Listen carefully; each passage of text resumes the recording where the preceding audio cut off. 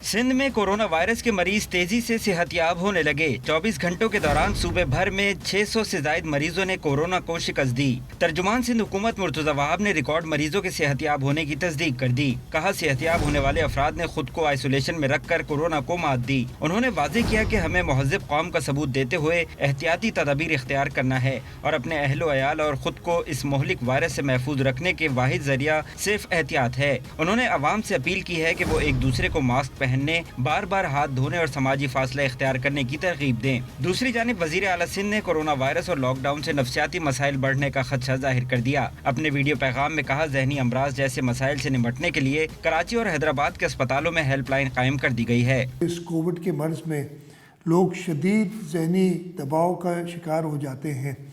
उनके लिए ये सिंध मेंटल हेल्थ अथॉरिटी ने हेल्पलाइंस बनाई हैं। इन पे आप फ़ोन करके अपनी साइकेट्रिक हेल्प ले सकते हैं। वज़ीर आला सिंध मुराद अली शाह ने अवाम से एक बार फिर अपील की है कि वो कोरोना वायरस से महफूज रहने के लिए समाजी फासले समेत एहतियाती तदाबीर का खास ख्याल रखें।